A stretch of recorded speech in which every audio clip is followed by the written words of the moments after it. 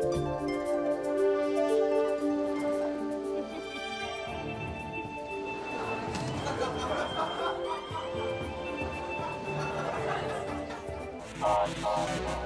araw po sa inyo lahat.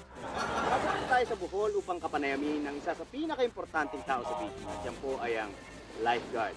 At kasama natin ngayon ang isang lifeguard na si Ray Sibaki. Magandang araw. Magandang araw sa iyo, Chester. Chester. Hello to your fans.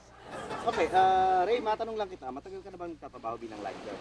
Alam mo, humigit kumulang, more or less, mga 5 years.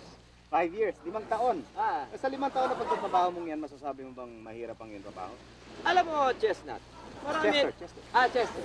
Marami nagsasabi na ang pagiging lifeguard ay mahirap. Pero para sa akin, madali. Madali. Alam mo kung bakit? Bakit? Magaling ako eh. Ray, matanong lang kita, no? Paano ka nalalaman kung may nalulunod? Alam mo, Cheska. Chester. Chester. Una, ang ginagawa ko, tumitingin ako doon sa malayo, doon sa malalim. Bakit? Eh, paano walang nalulunod sa mababaw at sa hanggang tuhod lang? Ano pa? Pagkatapos, nakakarinig ako nung yung nalulunod ako.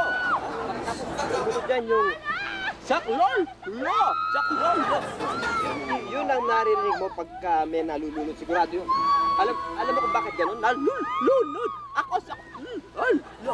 Bakit? Bakit gano'n sila magsalita rin? Kasi pumapasok yung tubig doon sa bibig at saka sa ilong. Kaya hindi nila mabuo yung nalulunod ako at lolo.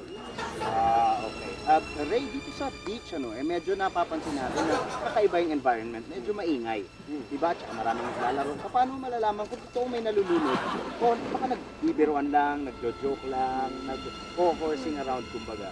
Hindi ko lang chest bones kung bakit Chest. Kung bakit alam ko kagad eh.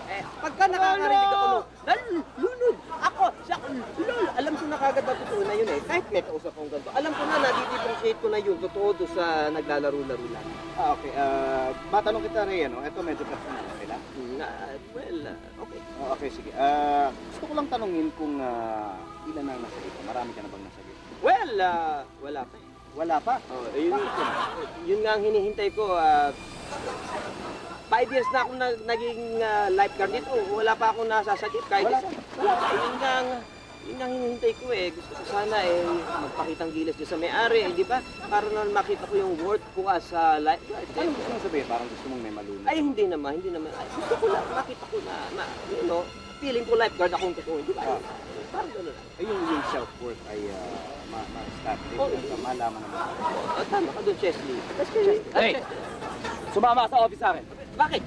Hindi mo ba nakikita? Ang dami nang nalulunod sa likod mo. Dali! Tama ka na nga. Alam mo, inutil ka naman eh. Puro ka forma eh. Ang taas na sinusweldo sa'yo dito. Hindi ka man lang nagtatrabaho. Halika, doon tayo sa office. Halika rito. Halika! Pero dyan po natatapos ang ating panayam sa isang sumabit na lifeguard. Kung inyong lingkod na si Chester San Lazaro para sa The Promdi. Good night.